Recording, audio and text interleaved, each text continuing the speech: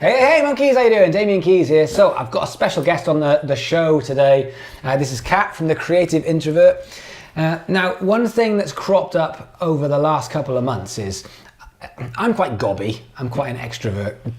I don't mind being on camera, but I do get lots of questions from different creatives that are sometimes introverts, sometimes shy, and for me personally, I wasn't really sure the difference between the two. Sarah, who very wisely stumbled across your blog, and she showed me and said, "This is amazing. This is how I feel." And so we chatted about it quite a lot, which is when I touched base. Mm-hmm. And I feel like this will bring a lot of value to people who watch, because while some people are very happy to be on camera, to put themselves out there, to network, other people will struggle with that. Mm-hmm. And I wanted to talk about what is the difference between introversion, or just what it is, how it affects people that might realize that they have difficulties with pushing themselves out there but not know why, and what can be done about it, things like that. So, but thank you for coming on the show. Yeah, thank you for having me. Exactly, right in Brighton town. I think that was the thing that sort of got me interested in introversion. I was a total introvert in denial. I thought that because I wasn't shy, I was definitely a shy kid, but I'd sort of worked on my social skills, and throughout uni I kind of got a bit more confident. And when I was going to these various networking events to try, and at the time I was working as a freelance illustrator, so I definitely worked out quite quickly that I couldn't just sit behind my laptop. Yeah. I'd have to be like business cards, postcards, all this stuff, and meeting people. But after an hour or two at these networking events, I would just feel super drained. And that was when I was speaking to a friend about it. And, I can't understand it. I'm socially capable, yet I get super drained when I'm around large groups of people.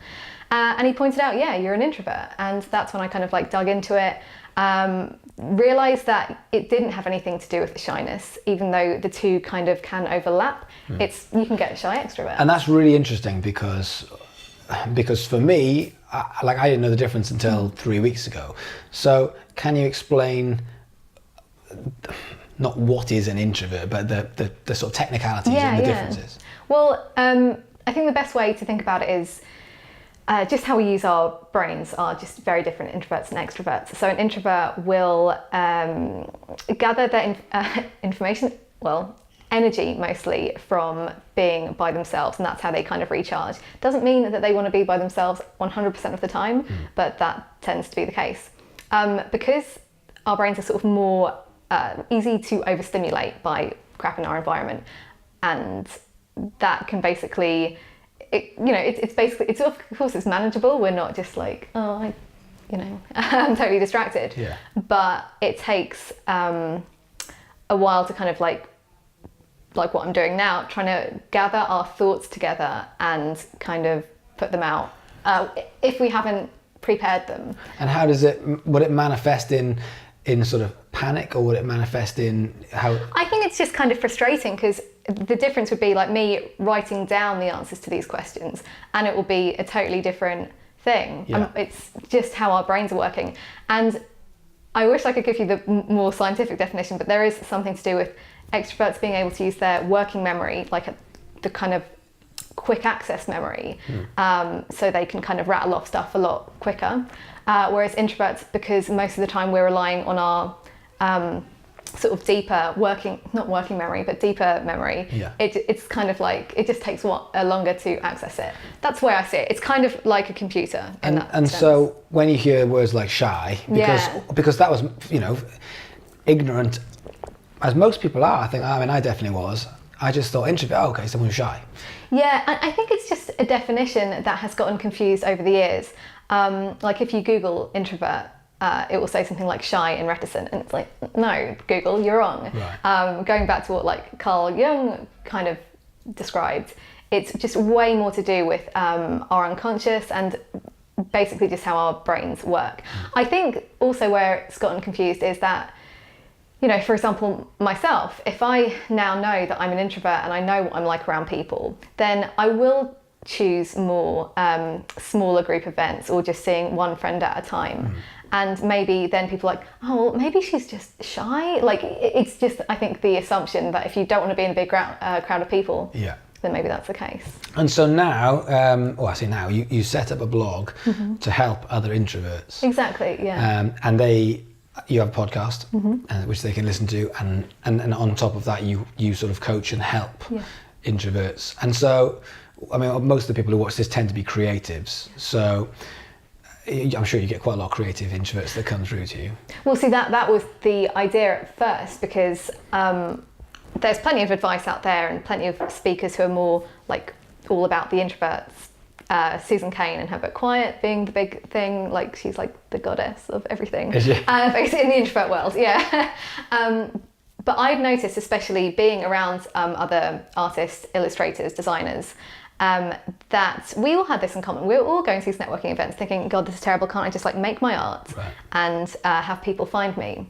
And that kind of seems to go across the board. So like writers, musicians, like seem to be, there are a lot of us. And for what it's worth, there are some stats, like say if 70% of the population as a whole are extroverts, in the creative communities, it's more like 70% are introverts. Yeah, and I mean, that stuff like that, obviously stats are what they are, but it does make sense in certain ways. And is that because when you're alone you can create things and, I think that's and build things? Yeah. And so, but then it does get to that point, which is what this channel is about, is how are you going to take that to the next level? How are you going to get get out there and promote what you do? And I mean, that's part of the things I wanted to talk to you about. Well, firstly, just for an introvert, if you are going to be, just as another example, if you're going to be an introvert working in a business or in a team, would that affect what roles you would take on in a team? For sure, and this is why I think it's really important to know about introversion and just know about yourself and like other facets of your personality and your preferences. So in a team, I think stuff like group meetings are kind of course, like they're part of it, you know, they definitely are important, but it's working out a way that an introvert will be able to kind of get the most out of it. For example, an introvert might not want to speak up, mainly because it's nothing to do with shyness, but it's like they haven't processed their thoughts just yet. And they would prefer to maybe write a note to the boss or whoever afterwards, being like, actually, I didn't say this, but here are my thoughts. So I think it's just kind of, and maybe in advance, having the chance to prepare questions and points for that meeting. So I think it's a lot about that. It's like this preparation, realizing that introverts are more comfortable usually writing stuff down and being prepared. But at the same time, I do think there is an advantage in introverts working with others, particularly extroverts, just because, you know, there's that complementary thing and something that an introvert is better at, an extrovert might not be. So I do think that's important. My struggle was in the office that I worked in. It was just too much kind of stimulation. I would get drained after a certain amount of time. Had I just said to my boss, like, okay, here's the situation. No, it's not like a medical condition, but I know I'm more productive if, say, I can work with people in the morning and then I go off and do my own thing. But trust me, I will work harder and smarter if I'm alone. So I think it's happening. I think people like Susan Cain and various other people who are kind of going into workplaces are changing things a bit. And obviously now more people are choosing to kind of work from home and just more flexible working and it's more doable with technology like it is. Exactly. It's a good time. Okay, so let's go on to promoting stuff. So people are watching and they're saying, that's me. That is me. I am a creative, but this idea of creating something and then saying, I don't want someone else to get my stuff out there. So when it comes to social media, which is a big part of this platform, because one thing we talk about all the time is building proof by building an audience, because if the audience believes in you, then you own the world, because you can sell, as musicians, you can put your music out, you can sell your music, you can put gigs on, etc., etc. So from social media, how would this affect an introvert, and also what social media platforms would stick out as a more valuable platform to an introvert? So I think some of the difficulties with social media with introverts is that many of us do feel this disconnect, I guess, between what we're doing, our work and our personal lives, and putting it out to the world. It just feels like a bit of a jump. Yeah. And I think it's partly, I wouldn't say that it's just introverts who feel like this. This is the other thing. Self-promotion, and I think creatives, generally speaking, there is this kind of like old myth that, you know, the starving artist thing, and like, if my work is so good, then surely, and that I think is more ego talking than anything else. And it's just the case. I mean, we all know artists in history who just like weren't discovered until like after their death, or we probably know people who are super talented and don't put their stuff out there. And if you don't know somebody, it's probably you. Like it's that common. So it's trying to bridge that gap and still connect with your audience, but in a way that doesn't make you feel kind of slimy, because obviously people will pick up on that. And I've definitely been there. I've definitely like dabbled, because my background is very much in design, but also marketing. And you know, I thought like, okay, I know all this stuff, I just have to do it. Yeah. But I can do it for other people. Why can't I do it for myself? There was this big gap, and it's still like something that it's just amazing how different it is when it's yourself versus someone else. But things that I do encourage people to do are just taking those baby steps and trying things out.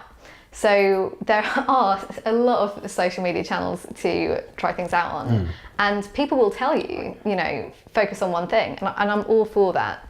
But in the early stages, and if you're just kind of like dipping your toe in and promoting yourself, it is worth giving things a fair go and experimenting.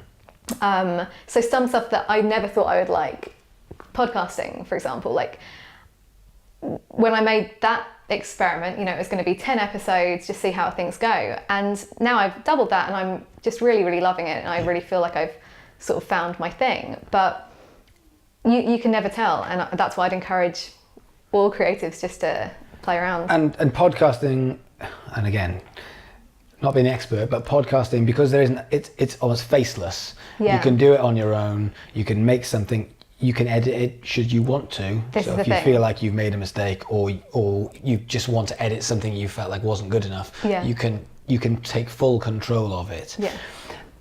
Taking podcast then to the next level of videos, which you do some videos. One thing I get a lot of with social media, I don't know how much this connects, but I get a lot of people that make videos of themselves and chop off their own heads. And I think, who are you? Like, the problem I have there is unfortunately your look, your appearance, it's a fashion-based industry. The whole thing all comes together into your story. Yeah. And if you chop your head off, and then it's purely one thing and one thing only, and it's just the music, which you don't need a video for in reality, unless it's something so technical that you can actually watch how it is. What advice? Yeah, I mean, the thing that kind of pains me, and I see it as well on artists, or just basically any creative who has a website, and you'll go to their about page, and it might say a few sentences, and it will be quite cold and informal. I think, I can't see your face anywhere on your website, and yeah, I know that the value of websites is less than it used to be, but you know, you'll check out all of their social media. And you can't connect it with a person. And at the end of the day, we really do just connect with people, and introverts too. Like, this is what we truly want. I'm sure all introverts out there, you don't hate people. It's actually, you really want that deep connection with a person. And that's how you get it, through being, I don't want to use the word vulnerable, but that is basically the term that kind of describes it best. And I think it's the same with the podcast. So even if I do fluff up my words and all of that stuff, and I do try to edit it, but it's just hearing somebody is that one step up from reading my blog. And it's something that I found out when I very first started blogging. I was just like a cat icon, and then I was like, looking at all these other bloggers that I followed, and I'm like, yeah, I really like her and I feel like I know her. Oh yeah, it's because I can see her photo. Simple as that. And no, I wasn't thinking, oh, she's really like pretty, I want to look like her, or like, I wasn't judging. I don't think we judge that hard. Yeah. So I think if people can, I think I've heard this term used a lot before, but the idea that the spotlight is on you, and that's when you feel like super self-conscious and you're like, oh my God, people are judging me. But if you really care about your audience, you'll care about the connection, and that's when you'll be like, okay, there's something bigger than me. And so here's a question. So as a non-introvert, like myself, even though I'm not introverted, I'm happy to be on camera. I'm happy to make mistakes. I try and live as much as I can do on camera. Whenever I'm making content, I want it to be real, so I don't want to edit it. So I'm almost the other way around. And so I'm listening to what you're saying. I'm saying I still relate, because one of the words used was slimy, and I look at people out there marketing themselves. And I still look at certain people and just think, I couldn't do that. That's so far the other direction. That it just feels dirty. Yeah. And so everyone's got their limit and everyone's got their line. But I definitely feel like, sometimes we're walking through town and I'll pull the camera out and he's videoing me. And sometimes I'm like, not a problem, because no one's around. And then all of a sudden someone turns the corner and I just think, put the camera away, put the camera away, put the camera away. Yeah, and so, and I am definitely not an introvert, but at the same point, I'm still going to have those tendencies of thinking, this is not normal. Yeah. For someone to walk through town being videoed is a focal point that people are going to look at and say, what is going on there? And you do become self-conscious. Yeah. I think no matter, unless you are crazy egotistical and narcissistic. Basically psychopath. Well, it's like a sliding scale, but I think it's just being self-aware. We all have that, so that's why I think it's important for everyone to kind of, it's a mindset thing. It's kind of being like, okay, can I just sit with this ridiculous feeling of being that guy who's walking down the street? The interesting thing is, I wonder if we'll be saying the same thing in 5 years. It will probably be way more commonplace. And, it's just, being that person is hard. But like I was mentioned off camera earlier, this idea that if something becomes a habit, it stops feeling weird. Yeah. So I think for these bloggers who've just gotten used to it, they've trained themselves. It's become such a regular thing. So you can train yourself 100%. Not to be not an introvert, but you can train yourself to think that... To overcome... the fear. Yeah, completely. And so here's a question. One thing we were talking about off camera, because it is the one question which is slightly awkward, is at what point when there's a line does introversion become an excuse? At what point can I say to, because I do this quite regularly, where I say to people, look, you need to do vlogs because you are really good at it. I've done this a bunch of times, and people go, I don't feel comfortable and stuff. And sometimes it's obvious, and I just say, that's not a problem at all. I get it. It feels normal. But sometimes I have to say to people, no, you need to do, if you want to get to where you want to go, that is the best way that you can actually take people on the journey. And the reason why I'm saying you should do it is because you're very, very good at it. Yeah. And so at what point does it's okay, I don't have to do this because I'm an introvert, become an excuse and hampering someone's career? And at what point do they say, I'm just going to have to not man up, but I'm going to have to knuckle down and do this regardless? Yeah, so I think it's a couple of things to take into account. One of them being, how much do you want this thing? Because at the end of the day, I definitely speak to a lot of people who are like, I do this thing, but it's not a big enough burning need for them to get themselves out there and overcome the uncomfortable stuff. For me, public speaking was a big one that I was like, I'm so passionate about getting this thing out. For me, that is, of all the things that we've talked about, stage for me is my most favourite place. So I'm obviously the opposite. Like, if I could just pick one of the things that I do, I'd say, look, I'll just go and stand on stage, talk to a bunch of people, you film it and cut it up and edit it. But I also understand that's the most terrifying place. Yeah. Camera, Facebook Live, all those things. But when you're standing and the people are literally standing in front of you, I mean, to overcome that's got to be a big deal. That was, and again, it was these kind of baby steps, and it was this constant reminder of, okay, why am I doing this again? Oh yeah, I do really care about getting this message out, so I am going to do this thing. And definitely there was a reward, because when you do any of these scary things, there is an innate reward that, yes, I've done this thing. Absolutely. But going back to like making excuses, and I'm really into all of the personality typing stuff, but mainly because of what it tells us about ourselves. It can't be an excuse. Yes, I don't believe an introvert can't become an extrovert and shouldn't bother trying, but to sort of know, okay, here are some of my like blind spots and difficult areas. Where is it worth me working on? And I'm also a believer that you should focus more on your strengths than on your weaknesses. I really do think that. But if any of them are honestly preventing you from fulfilling your calling or purpose or whatever it is, that's when you have to have like a really good sit down and be like, okay, yeah, like you said, where do I have to man up? Right.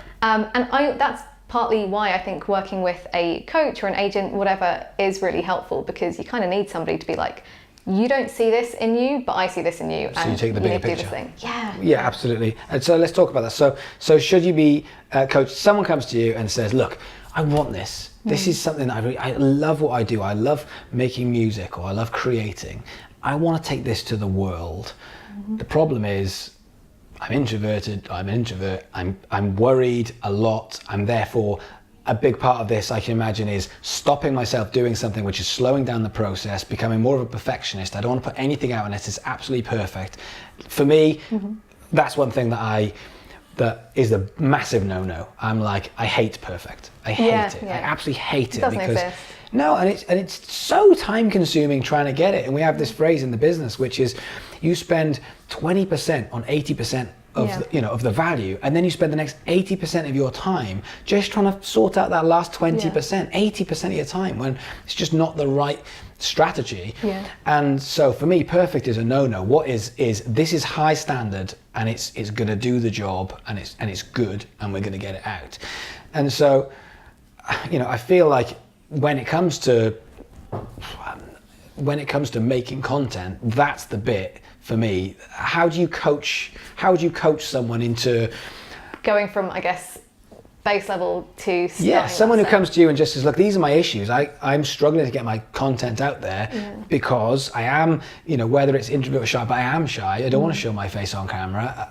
There is networking issues because I worry about it. I also am worried about the perfection side to it. So I'm literally scrutinizing everything. How am I going to get myself out there? Yeah, I mean, various things, but I definitely start with, you don't want to start with everything. Right. So it is picking something that feels not so scary, but still is going to have some value. So if they did want to start, they were okay with writing, for example, like a lot of introverts are, then it might be, just writing a Facebook page update every week. Right. Again, it's how can I turn whatever they're doing, make it into a habit for them. Ideally, habit forming keeps cropping up. So habit forming is a big part. Because it's the only way I've gotten myself to do anything. Right. And I think one of the classic things with social media is consistency. Yeah. So you don't have to do it forever, but it's this idea that giving it a fair try, that's the only way of knowing, hey, is this even working? Because I think a lot of people, including myself in the early days, just scattergun approached everything. And I just thought, if I just post a bit there and everywhere, it's better than nothing. Yeah. But actually it's kind of like, it doesn't do too much. And then I started paying attention to statistics and realizing stuff like Pinterest, not for everyone, but for me, people finding my blog, it happened to be working pretty well for very little effort. And then there's Instagram, and I've experimented a lot with that, like how regular am I going to be posting? And that's when you can kind of give somebody a kind of trial run, be like, hey, what can you commit to for 6 to 12 weeks. I want you to do this every day or every week. And then we're going to have a look and see if this is working for you. And it's this idea that A, it's going to be a habit, but B, they'll actually get the feedback when they see their statistics. So you are almost like sort of managing their expectations so that they're not trying to just jump into, like you said, being an extrovert and just saying, sort out my problems, but it's achievable, manageable goals, building up to things. Because another thing, like, if they were to start a podcast and didn't know that there's that initial learning curve thing, Yeah. that would probably put somebody off, maybe for life, and I don't want that. Another thing that I recommend to a lot of introverts in particular is just, not really social media, but it's just emailing somebody new every day. And like that. again, it sounds a bit intense, but it's not a big deal, because sometimes it could just be being like, hey mate, I really like that track. Yeah. And email feels a lot more personal, Yeah. and you're actually forming these connections. And over time, you're probably going to find it won't take very long for that to be way more effective than going to a networking event where you speak to like 1 or 2 people, Yeah. and you can't leave your house for another 6 months. Right, yeah. So it's that kind of slow and steady approach tends to work for me. But.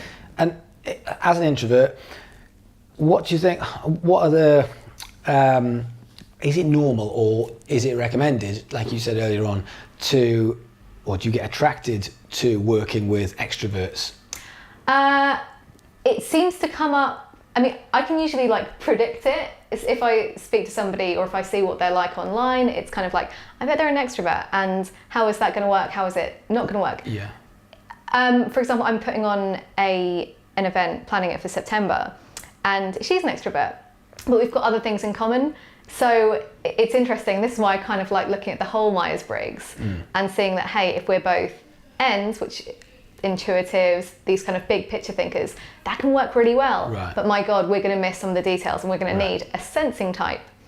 So I think it just depends on what you're trying to get done, maybe. So it doesn't necessarily go together. I think it can go together massively well, but again, it's depending on what you're trying to achieve. There's the classic one, I think it was Jackson Pollock, the classic introvert, and he had this guy, whose name escapes me, but he was a big like extroverted journalist who did all the promoting for him. Right. So that worked really well for them, obviously, because otherwise we would not have heard of. So it still needs to be a team, but it would still need to have the right aspects of the team. Yeah, massively. Okay, so the big one to finish. So let's talk success and preparing for success, because creative, introvert, you do start to put yourself out there, and all of a sudden you've done something good, and everyone says, wow, I want a piece of this. And they want you on TV, and they want you on radio, and they want you to do interviews, and all of a sudden you are the performing monkey. Right. That is... You've created a monster. You've created a monster, because that, I mean, you know, you build an audience, and you know, even just putting myself out there, I don't just get questions asking me about music industry and social media. I get people asking me to do things now, which I didn't a year ago. Yeah. You know, the funny thing was when I owned a music school, like every night there'd be something. Come and do this. Come and see that. Can you help me with this? Can you do this? Literally, I sold my shares in the business, and then I was literally nobody. Yeah. Until I started this, and it was like I put myself back out there again, and everyone said, "Ooh, okay, well now you're back on the market. Yeah. Can you?" And now it could be anything from Battle of the Bands competitions through to talks, workshops, and you know, this is the first year of me doing this type of social media driven working with musicians and music industry. In 5 years' time, this is going to be 20 times bigger, because it's not going to be 5 times bigger. It's going to just, the momentum's going to build. It's gonna Exponentially, yeah.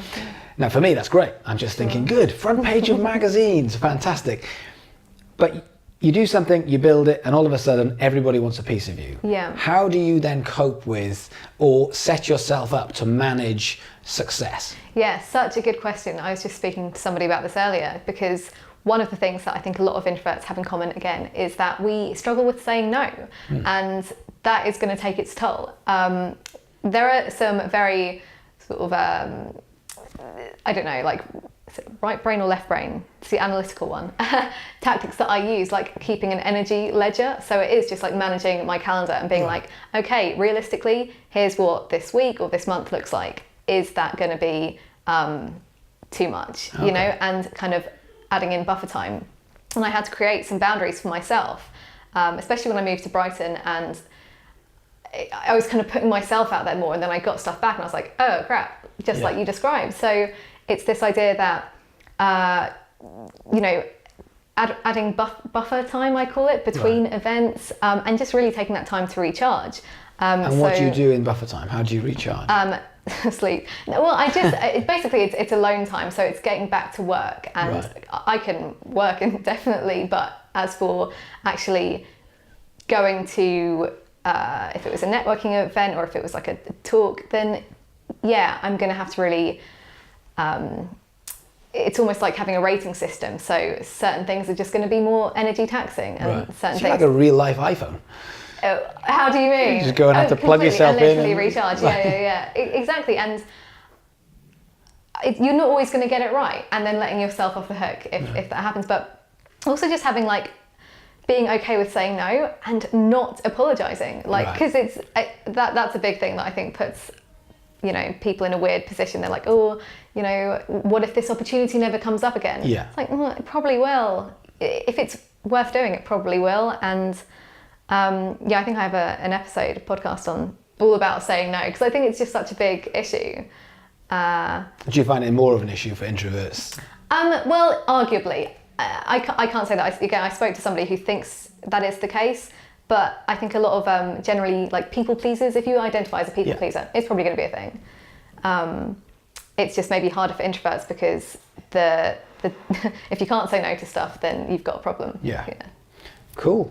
So how can people hear about your stuff and get in touch? Yeah, well, they can go to thecreativeintrovert.com, and that is where everything is, the podcast, blog, all that stuff. I'm at Creative Intro on most of the socials. And they can get in touch with you. So if people are relating to this... Oh my goodness, email hello@thecreativeintrovert.com. Great. Yeah. Because I think, you know, there will be people watching thinking, I relate to this. And then if they come through and just say, here's what I'm thinking. And let me know that you heard of me from this show. So do that. Yeah. Cool. Well, thank you very much for coming down. Thank you. It's been great. And I'm going to come on your podcast. Yes. I'm very excited about that. Going to be the second extrovert. I don't know how that's going to work. You're allowed. They're going to be hated. But yeah, cool. So check that out. Well, I'll put all the links for cat stuff in the write-up below. Hit subscribe, hit like, and other than that, thanks for watching. I'll see you guys tomorrow.